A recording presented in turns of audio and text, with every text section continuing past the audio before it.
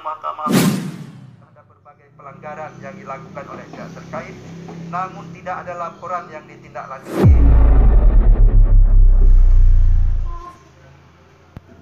Halo warga Kalimantan Selatan, khususnya warga Kota Baru, Kabupaten Kota Baru. Hari ini Mahkamah Konstitusi telah melakukan persidangan perihal putusan pengadilan. Siapakah kira-kira yang akan memenangkan daripada Pilkada Kabupaten Kota Baru tahun 2020?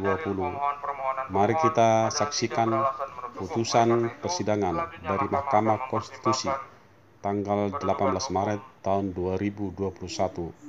Semoga video ini bisa bermanfaat bagi kita semua. Namun jangan lupa untuk like, subscribe, komen, dan share video ini, dan ketik tanda bel untuk membangun channel ini.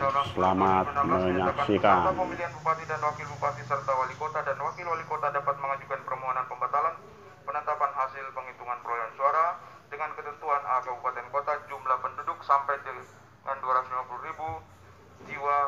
Pengajuan perselisihan perolehan suara dilakukan jika terdapat perbedaan paling banyak sebesar 2% dari total suara sah yang hasil penghitungan suara tahap akhir yang ditetapkan oleh KPU.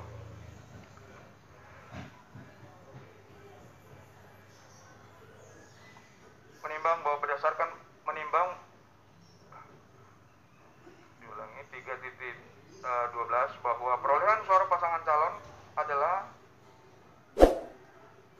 perolehan suara pemohon adalah 35.353 suara, sedangkan perolehan suara pihak terkait pasangan calon peraih suara terbanyak adalah 41.234 suara, sehingga perbedaan perolehan suara antara pemohon dan pihak terkait adalah 41.234 dikurang 35.353 suara sama dengan 5.881 suara atau ekivalen dengan 6,61%, sehingga lebih dari 2% atau sama dengan 1.779 suara. Menimbang bahwa berdasarkan kepentingan hukum di atas, Mahkamah berpendapat meskipun pemohon adalah pasangan calon bupati dan wakil bupati dalam pemilihan bupati Kabupaten Pesisir Barat tahun 2020, namun pemohon tidak memenuhi ketentuan pengajuan permohonan sebagaimana dimaksud dalam pasal 158 U 10 2016. Oleh karena itu, menurut Mahkamah, pemohon tidak memiliki kedudukan hukum untuk mengajukan permohonan APO. Dengan demikian, eksepsi termohon dan pihak terkait bahwa pemohon adalah tidak memiliki kedudukan hukum beralasan menurut hukum. Menimbang bahwa berdasarkan seluruh uraian pertimbangan hukum tersebut di atas, permohonan pemohon tidak memenuhi ketentuan pasal 158 ayat 2 huruf A berkenaan dengan kedudukan hukum. Andaipun pemohon memiliki kedudukan hukum untuk mengajukan permohonan APO, kuat non dalil-dalil pokok permohonan pemohon telah ternyata adalah tidak beralasan menurut hukum.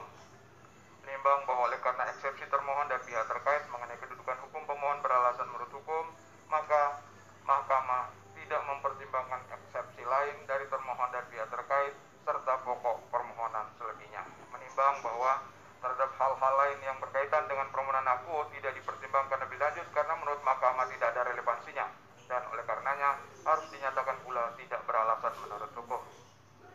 Konklusi, berdasarkan penilaian atas fakta dan hukum sebagaimana diuraikan di atas, Mahkamah berkesimpulan: 1. Eksepsi termohon dan pihak terkait mengenai kewenangan Mahkamah tidak beralasan menurut hukum. 2.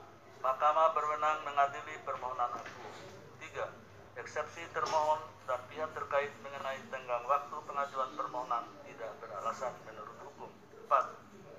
Permohonan pemohon diajukan masih dalam tenggang waktu yang tidak menyalahi peraturan perundang-undangan. 5. Eksepsi termohon dan pihak terkait berkenaan dengan kedudukan hukum pemohon beralasan menurut hukum. 6. Pemohon tidak memiliki kedudukan hukum untuk mengajukan permohonan APO. 7. Andaipun pemohon memiliki kedudukan hukum, quote non, permohonan pemohon tidak beralasan menurut hukum. 8. Eksepsi dari termohon dan pihak terkait lainnya pada pokok permohonan pemohon serta hal-hal lainnya tidak dipertimbangkan. Berdasarkan Undang-Undang Nomor 24 Tahun 2003 tentang seterusnya. Amar putusan mengadili dalam eksepsi. 1. Menyatakan eksepsi termohon dan pihak terkait berkenaan dengan kedudukan hukum pemohon beralasan menurut hukum. 2. Menyatakan pemohon tidak memiliki kedudukan hukum. Dalam pokok permohonan, menyatakan permohonan pemohon tidak dapat diterima. Demikian diputus dalam rapat permusyawaratan hakim oleh 9 hakim konstitusi, yaitu Anwar Usman selaku ketua merangkap anggota, Aswanto, Suhartoyo, Daniel Yusmi PFW, Arif Hidayat, Eni Nurbaningsi, Manahan MP Sitompul, Saldi Isra, dan Wahiduddin Adams masing-masing sebagai anggota pada hari Jumat tanggal 5 bulan Maret tahun 2021 dan diucapkan dalam sidang pleno Mahkamah Konstitusi terbuka untuk umum pada hari Kamis tanggal 18 bulan Maret tahun 2021 selesai diucapkan pukul 11.14 WIB oleh 9 hakim konstitusi tersebut di atas dengan dibantu oleh Dian Husnul Khotimah sebagai panitera pengganti dan dihadiri oleh pemohon atau kuasa hukumnya, termohon atau kuasa hukumnya, pihak terkait atau kuasa hukumnya, dan Bawaslu Kabupaten Pesisir Barat.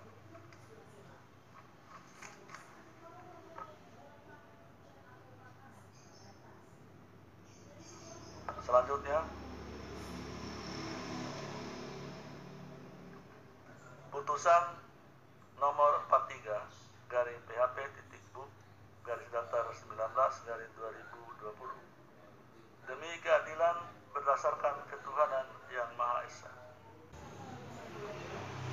Membaca dan mendengar permohonan pemohon, mendengar keterangan pemohon, membaca dan mendengar jawaban termohon, membaca dan mendengar keterangan pihak terkait, membaca dan mendengar keterangan Badan Pengawas Pemilihan Umum Kabupaten Kota Baru, memeriksa bukti-bukti pemohon, termohon, pihak terkait dan Bawaslu.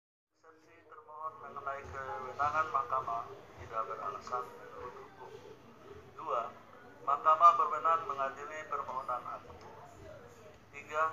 Permohonan pemohon diajukan masih dalam tenggang waktu yang ditentukan peraturan perundang-undangan. 4. Pemohon memiliki kedudukan hukum untuk mengajukan permohonan aku. 5. Eksepsi termohon dan pihak terkait mengenai permohonan pemohon kabur tidak beralasan menurut hukum. 6. Pokok permohonan pemohon tidak beralasan menurut hukum.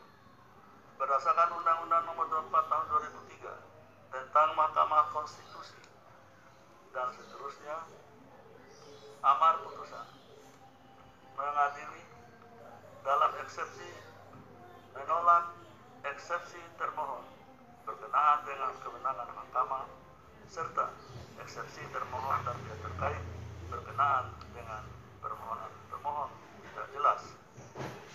Dalam pokok permohonan menolak permohonan pemohon untuk seluruhnya.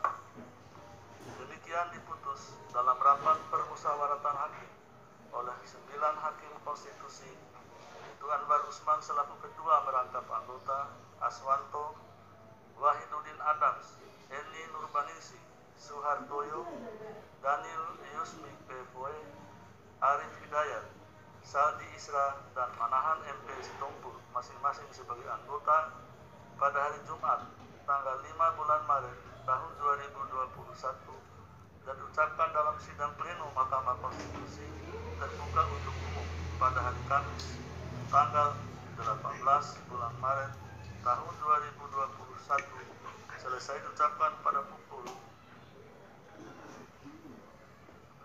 11.52 WIB oleh 9 hakim konstitusi tersebut di atas dengan dibantu oleh Rahadian Prima Nugraha dan Sukri Asari sebagai panitera pengganti dan dihadiri oleh pemohon atau kuasa hukumnya, termohon atau kuasa hukum, pihak terkait atau kuasa hukumnya, dan Bawaslu Kabupaten Kota Baru atau yang mewakili. Ini udah jam